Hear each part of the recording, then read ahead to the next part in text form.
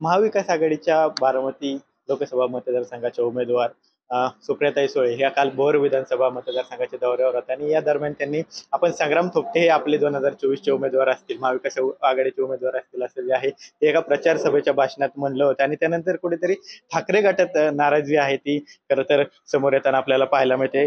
जे भोर विधानसभेतून याआधी शिवसेनेतर्फे निवडणूक लढलेले आहेत ते कुलदीप तात्या कोंडे कुठेतरी नाराज असल्याची चर्चा जी आहे ती मतदारसंघात रंगती. आपल्यासोबत स्वतः कुलदीप तात्या कोंडे आहेत. तात्या, काय सांगाल? खरं तर काल जेव्हा सुप्रिया सुळे यांनी वक्तव्य केलं त्यानंतर कुठेतरी असं म्हटलं जातं की कुलदीप तात्या नाराज आहेत.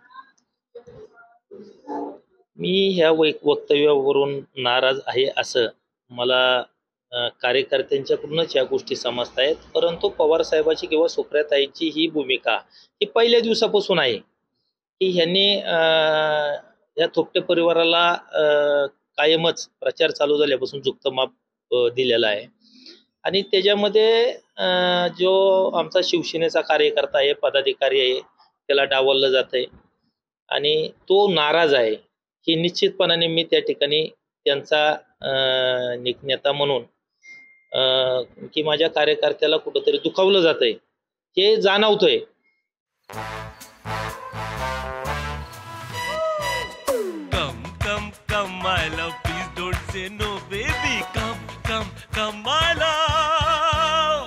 वी गार्ड के air coolers extra large cooling pads के साथ जो अच्छों को ठंडा करे. V Guard air coolers, long lasting cooling. मग आम्ही ह्या वारंवार पक्षश्रेष्ठींच्याकडे तक्रारी केलेल्या आहेत आणि हे आता निवडणुकीचं वारं आहे, निवडणूक आहे. निवडणुकीमध्ये उमेदवारांना जास्त त्रास होऊ नये म्हणून त्याची आम्ही काळजी घेतोय की प्रत्येक वेळेला आपण उमेदवाराकडेच ह्या तक्रारी व्यक्त करायच्या, तर ते काय बरोबर मला वाटत नाहीये. परंतु त्यांच्या पाठीमागं असणारे जे काही नेते मंडळी आहेत, महाविकास आघाडीचे जे काही निर्णय घेणारे नेते मंडळींच्यापर्यंत या गोष्टी मी कानावर घातलेल्या आहेत आणि नाराज होणं हे साहजिक आहे. म्हणजे माझ्या जागेवर कुणी जरी असता तरी सुद्धा तो नाराज झाला असता. उद्या जर आम्ही महाविकास आघाडीच्या व्यासपीठावर जर म्हटलं की सुनेत्रा वहिनी विजयी होतील, तर त्या ठिकाणी महाविकास आघाडीचे जे काही उमेदवार आहेत किंवा पदाधिकारी आहेत ते नाराज होणारच आहेत. जर हा प्रचार लोकसभेचा चालू असताना जर चर्चा विधानसभेची होत असेल आणि प्रचार विधानसभेचा होत असेल तर निश्चितपणाने कार्यकर्त्यामध्ये आणि कार्यकर्त्यांच्या बरोबर माझ्या मनामध्ये सुद्धा नाराजी असणं हे साहजिकच आहे. पक्षश्रेष्ठींकडे तुम्ही भूमिका मांडली म्हणताय, काय पक्षश्रेष्ठींची तुम्हाला प्रतिक्रिया आलेल्या आहेत? ह्या पक्षश्रेष्ठीने सांगितलेलं आहे की ह्या सूचना आम्ही संबंधितांना करतो, उमेदवारांनाही सांगतो आणि त्याच्यावरती नंतर आपण काय आहे ती चर्चा करू आणि ती चूक सुधारवण्याचा आम्ही प्रयत्न जरूर करू असं आम्हाला पक्षश्रेष्ठींच्याकडून सांगण्यात आलेलं आहे.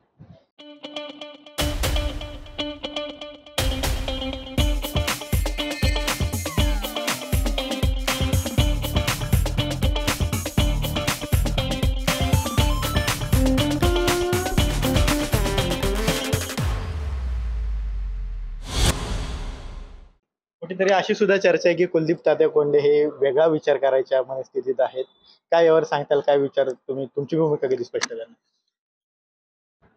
आज तरी मला माझ्या पक्षाने कुठली गोष्ट कमी केलेली नाही आहे. काही गोष्टी भविष्यामध्ये जर माझ्या तालुक्याच्या जनतेचा, ह्या मतदारसंघातल्या जनतेचा जर काय फायदा होणार असेल आणि त्यांच्यासाठी जर काही ठोस निर्णय कोण घेणार असेल तर निश्चितपणाने त्या ठिकाणी माझ्या भूमिकेमध्ये बदल होईल. तुमची भूमिका कधी तुम्ही स्पष्ट करणार आहात? भूमिका तर माझी मी स्पष्ट केलेलीच आहे की जी माझी भूमिका आहे, जी माझ्या पक्षाने ठरवलेलं आहे, पक्षाने जे सांगितलेलं आहे तीच माझी भूमिका आहे. त्यामुळे आता नवीन कुठली भूमिका स्पष्ट करायची हे काही सांगण्याची आज गरज नाही मला असं वाटत. परंतु हेच जर वारंवार व्हायला लागलं तर मात्र मला कार्यकर्त्याच्या सन्मानासाठी, त्या ठिकाणी शिवसैनिकाच्या सन्मानासाठी भूमिका घ्यावी लागेल. 2 दिवसात तुम्ही निर्णय घेणार आहात वेगळा, अशी चर्चा होती. काय विचार आहे का पुढच्या 2 दिवसात तुम्ही? आता उद्या परमपूज्य डॉक्टर बाबासाहेब आंबेडकरांची जयंती आहे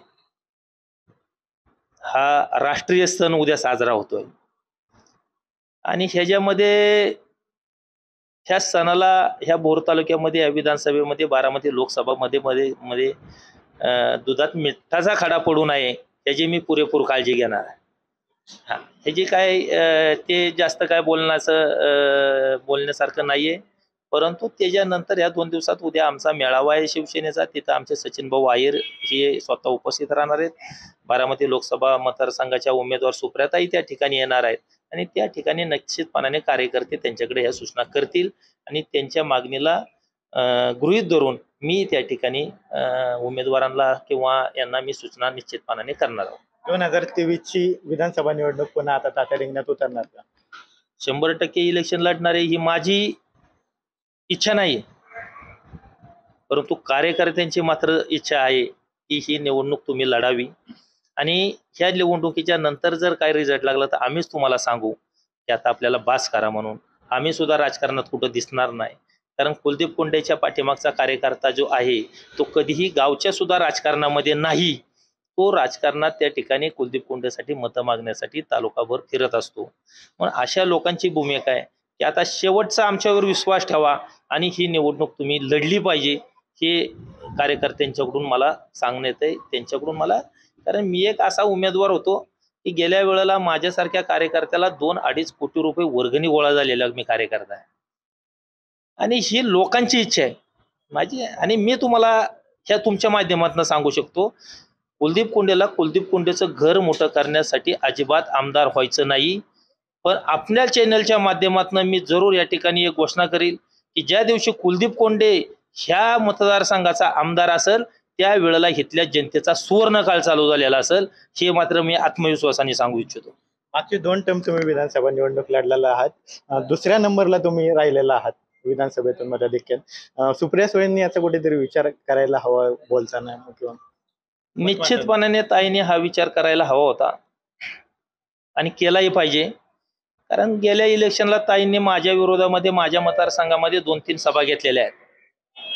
त्याच्यावरती तो जो ही विरोध होता तो आम्ही त्या ठिकाणी विसरून आम्ही या ठिकाणी एकत्र आलेलो आहे आणि अनेक वेळा माझा उल्लेख सुद्धा त्या ठिकाणी इकरी पद्धतीने झालेला आहे किंवा गुंड म्हणून सुद्धा झालेला आहे.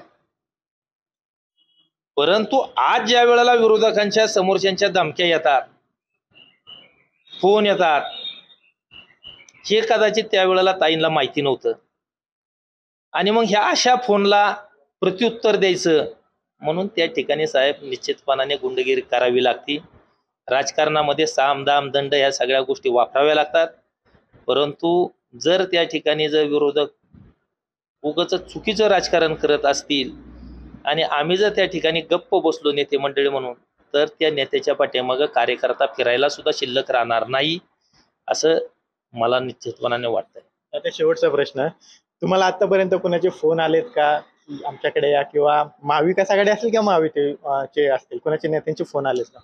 मला फोन अनेक जणांचे आलेले आहेत, पण माझ्याकडे या किंवा मग तुम्ही असं करा, आम्ही तुम्हाला असं देऊ, असं मला कुणी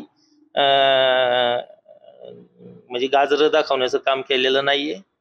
आणि कुलदीप कोंडे असा कार्यकर्ता आहे की अशी RBI मध्ये सुद्धा नोट तयार झालेली नाही की त्याला खरेदी करू शकेल. तर नाराजीवरून आपली प्रतिक्रिया जी आहे ती कुलदीप कोंडे यांनी स्पष्ट केलेली आपल्याला पाहायला मिळते. कॅमेरा पर्सन सुशांत राऊत सह विनय जगताप, TV9 मराठी, भोर, पुणे.